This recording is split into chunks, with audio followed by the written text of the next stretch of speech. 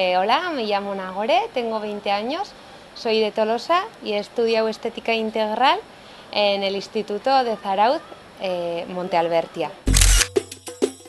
El ciclo es de 2 años, el ciclo de estética integral, y estudiamos diferentes asignaturas, pues depilación, electroestética, maquillaje, masaje. Con las compañeras de clase, con algunas mantengo más relación.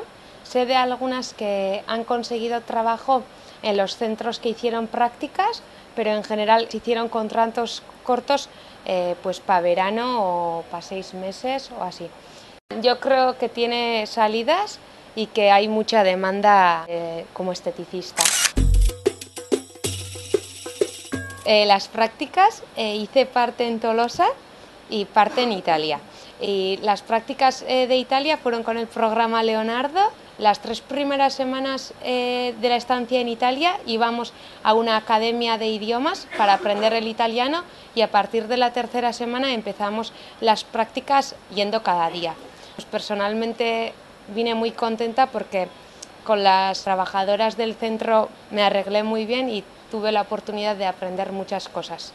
Bueno, ahora abriremos un nuevo centro a 100 metros de aquí, porque hemos ampliado un poco la peluquería y vamos a poner 3 cabinas estéticas que pensamos hacer diferentes tratamientos estéticos. En mi clase éramos todas chicas, pero en el instituto sí que había algún chico que estudiaba estética, y para mí personalmente no creo que tengan dificultad a la hora de estudiar estética.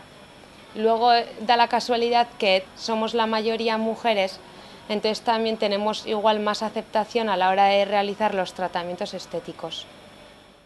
Yo he tenido una experiencia muy buena, los 2 años estudiando en el instituto pues bien, aunque al principio me costaba, pero luego hice buenas relaciones y buenas amigas y iba contenta, y luego ya al hacer las prácticas en Italia pues cambió igual totalmente la manera de ver, ¿no? Esa experiencia tan buena para mí me dio la oportunidad de aprender tantas cosas, pues no sé, acabé contenta e ilusionada.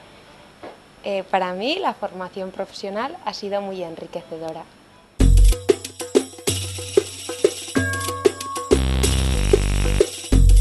Ella lo ha conseguido, ahora tú tienes la palabra.